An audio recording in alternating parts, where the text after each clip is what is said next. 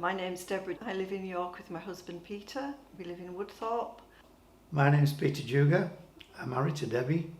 We've been married 40 years, wonderfully enough, 40 wonderful years. I was born in 1962, so that makes me just over 21. I was born in Nunnington, a small village.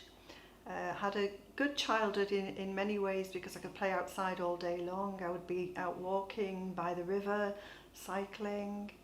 I have one brother. He's 2 years younger than myself. When I left school at 16, I went straight to York and began studying to be a nursery nurse. So I did my 2 years training as an NNEB, which is a nursery nurse. When I left that, I was beginning to find that I was having social anxiety, and that was very difficult because I would find that I'd get really embarrassed, really flustered easily, didn't like to be in a room with lots of people. Talking in public became very difficult. So following that career was really hard. I had a few interviews, and I think if I'd have started maybe then, I would have been okay. But as time kind of lapsed, then I decided that I would just work from home. So we began, well, Peter and I met in just after I'd finished college actually. So it was in 1980. We dated for a couple of years, and then we got married in July of 1982. And then I began working from home, having students, which I enjoyed doing. So the way that I became a Christian was I was given a copy of Journey into Life by Norman Warren. It was given to me by my mum, who was also beginning to learn more about Christianity. She had a Christian friend who introduced her to Jesus. And I remember my mum saying, you just talk to Jesus as though he's a friend, as though he's sitting there with you.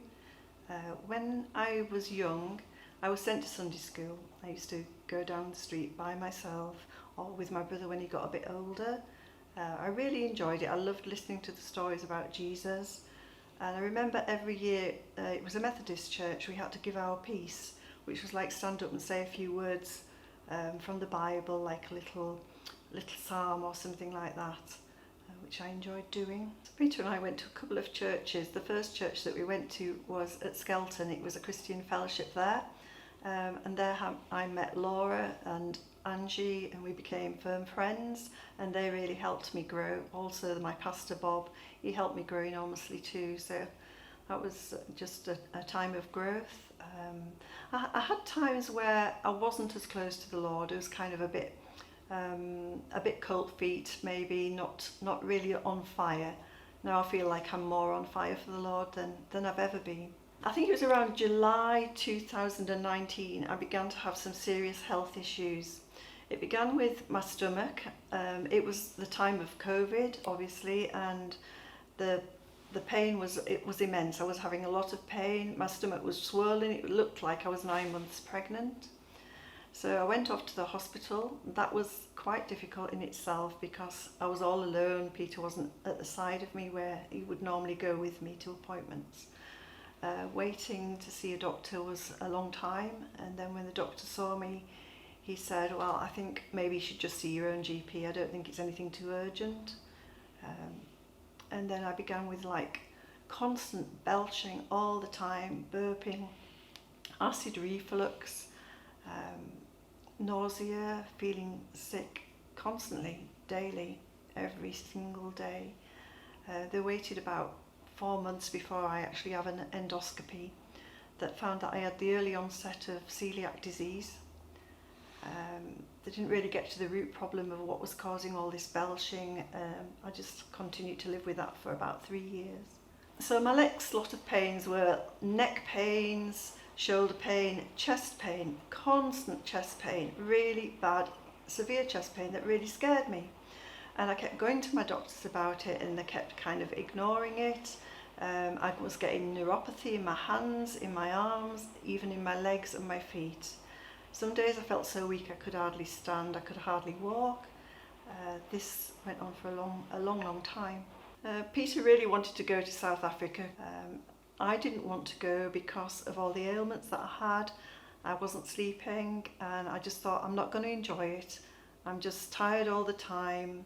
I'm going to be a drain on everyone else, and I really did not want to go. But Peter decided we were going, we'd book. that it would do me the world of good, that I'd come back fine.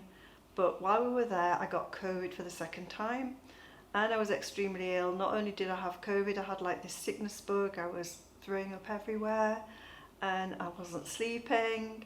And I remember at that point, it was the enemy. He said to me, "You are not going to go home alive." I had some sleeping tablets with me, which the doctor would let me take occasionally. I didn't have many, but I had some, and I thought I could take those and just end my life, because that was the point that I was at. It's the only time that I've really felt like suicidal. I honestly did feel like that. For a couple of days before travelling home, I decided I would take sleeping tablets to try and get some sleep for the journey home, but the sleeping tablets did not work at all, and I didn't sleep the next couple of days. I didn't sleep at all, and I was dreading the long journey back, not knowing whether I was actually going to get home alive. Walking through the airport, I just didn't have any strength. I just felt so weak. I just had to keep sitting down. I just desperately wanted sleep. On the aeroplane, I didn't sleep at all. I felt really, really sick, really nauseous, constantly.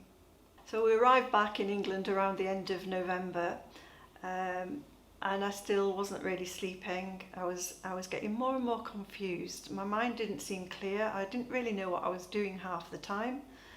And then on the 9th of December, I had a complete mental breakdown. I was really psychotic. I was seeing things that weren't there. I believed that Peter was trying to harm me because I felt so ill. I thought he must be putting something in my food. I thought he was trying to poison me. So on this particular morning, I decided I needed to get him outside. So I unlocked the door when he was in the kitchen, and when he came back through, I said to Peter, "Why have you opened the door? What's the door open for? It's so cold." He said, "I've not opened the door." He went to the front door and it was wide open. So I pushed him outside and I said, "There's something going on here. You're trying to kill me and I'm really scared and I don't want you back in the house." Well, Peter was trying to get me back in the house. He said, "You're showing me up." There was people walking by. I was screaming to them, "My husband's trying to hurt me." And nobody was taking any notice. They were just completely walking by as though I wasn't even there. Then I saw one of the neighbours from the next street, and Peter and I both knew him, and I said to him, "Peter's trying to kill me." And he didn't believe it. He was taking the dog for a walk, and he said, no, not Peter, no, that's not happening." I said, "He is." And I said, "I'm scared and I don't want to go back in the house." So my neighbour decided that he'd take me home. His wife was at home.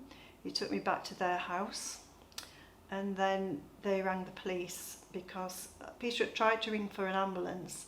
They wouldn't come out. They were too busy. They said it'd be 4 or 5 hours. It'd be best ringing the police. So the police came out. They went to speak to Peter. They wanted to know what was going on. They came to speak to me, and I was like saying all sorts of strange things. I thought there was double-decker buses going down the road that were purple.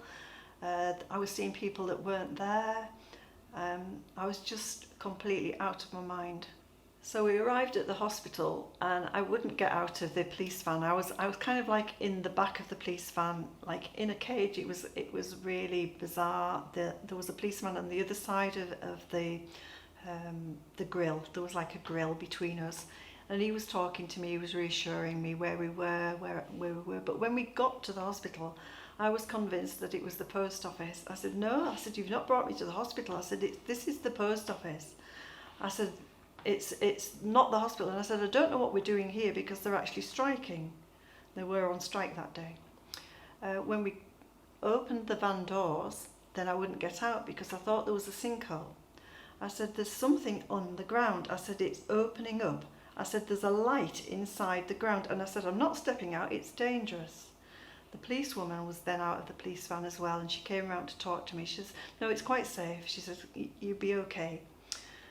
It was extremely cold. I was in my dressing gown, had my pyjamas on. They put me in a wheelchair because it was too far to walk, so they pushed me into the hospital. When we got inside the hospital, there was all these posters about monkeypox. So I said to the policewoman, "That is what I have. I have monkeypox." I said, "It's saying there exhaustion." And I said, "I have exhaustion. I'm extremely tired." I said, "I'm so tired. I have monkeypox." And I said, there's no wonder I'm ill, but I said, I don't think you should take me in because I'll be dangerous to the other patients. On the day of everything happening with Debbie, with her complete breakdown, I should have picked it up on the morning. She saw a white van coming near our home and she said, they're coming for me. I said, well, who's coming for me? Oh, they're coming to take me away. And I didn't really click to think she's having a nervous breakdown. I should have picked up on it, but I didn't. And I went to the kitchen, making ourselves a cup of coffee. And when as I was making it, Debbie said to me, why have you left this front door open? And it was a bitter cold day, and I thought, well, I've not been anywhere near the front door. So I went to the door was wide open.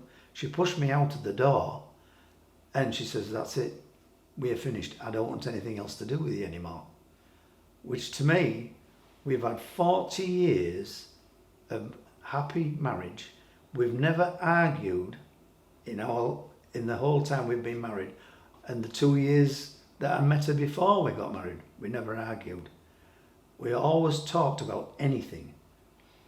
And for this to happen, it was just something you just couldn't imagine it. Especially when it's someone you love so much. When I got outside, she came at me, she attacked me, she actually punched me.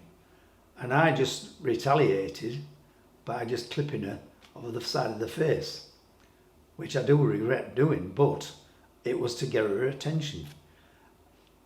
And then, because she was in her house coat, in her pyjamas, in her slippers, and people were walking by, and it's such an embarrassing sort of moment, but I knew she needed help, and I was trying to get her into the house so I could call for a doctor to come and sort her out. But no, she wasn't having anything of it. In fact, the more I tried, the worse it got. So luckily, a friend of ours from down the street came by. We was walking his dog, and he took her underhand. But she didn't want to see me anymore. So I let her go with our friend to their house, and I was left on my own. It was really, really hard. Next thing I know, about maybe an hour later, there was a policeman knocking at the door. And the first thing I'm thinking about is when he was talking about that there was some kind of assault. And I thought, I might be going to jail for this. And I felt really, really hard. It was really hard. You can tell the way I'm speaking, it's hard to even think of what happened, to go through it again. It's difficult. But the policeman came in, he said, I just need your side of the story. And I told him what had happened, and I said she needs help. She needs to go to the hospital and get some help. And he reassured me that that's what they were going to do. But Debbie didn't want me to go with her. And I found it so hard. She'd been my support through all the cancers that I've had. And I couldn't support her because she didn't want me. But maybe a couple of hours later, we got a phone call from the policeman, and he said that you can come to the hospital. Your wife doesn't mind you being there. We went to the hospital, and we met the policeman and the policewoman there, and they filled us in of everything that was happening. I was in A&E for just over 12 hours, and then I saw a mental health nurse, and she was just so helpful. She went through all my medication, she asked me what had been going on, what had happened that day, could I remember everything, which I could clearly remember everything. She said, I think it's just sheer exhaustion, tiredness, but also you've been on the wrong medication, and I want to put you on something different. So she put me on diazepam, which I could take twice a day, and also some tablets for anxiety, which I could take when I required them. I only ended up taking maybe 2 or 3 diazepam, and then I didn't take any more after that. I didn't need them. Also, I didn't take the anxiety tablets either because I didn't need those. The next day, which was the 10th of December, I was completely in my right mind. I was completely healed from head to toe. I didn't have any of the symptoms. The neck pain had gone. I didn't have a headache. I just felt really well. I began sleeping again. Now I sleep approximately about 5 to 6 hours every night. As soon as my head touches the pillow, I go to sleep. I do wake quite early, but I don't really mind that because I have energy. My joy came back. My hope came back, my peace came back, and now I just feel fantastic. Yeah, it was such a relief to see when Debbie had seen the mental health nurse that she wasn't going to kill me. And it was also a relief to hear that it was only, the problem was actually sleep. Total lack of sleep. I didn't realise myself, I know that Debbie never slept much at all in her entire life really, but what it can do to you is it became irrelevant to me just what lack of sleep can do to a person. The next day, I've never witnessed a miracle myself, but I hear about people witnessing miracles. The next day, the Lord brought my wife back to how she was before all this happened. It brought our marriage back. It brought the trust back. And it was just so wonderful to know that we could start off again. And I know that the Lord created a miracle in Debbie because he did the same with me, with my cancers. And I also want to do the same kind of work that Debbie wants to do. She wants to give her testimony to other people, and I want to give it to other people too, because we have both medical problems of different kinds to help other people through their troubled life. So yes, all I can say is thank you, Lord, for bringing my wife back to where she was. So all what I've been through has just given me this real desire to see other people healed. I know that Jesus heals. I always did believe that. It was just that it was in his timing and not my timing. I wanted it instantly. He wanted to delay it, but it's had so many beneficial results for me that I wouldn't have wanted it any other way. You know, it's just incredible really what Jesus has done for me. And I know that it was only him that healed me. And now it's given me that desire to lay hands on the sick and to see them healed, just like Jesus said that we should go out, proclaim the gospel message, lay hands on the sick, raise the dead, cast out demons, and these are the things that I want to do for the Lord Jesus so that he's glorified in my life. This has been our real life story.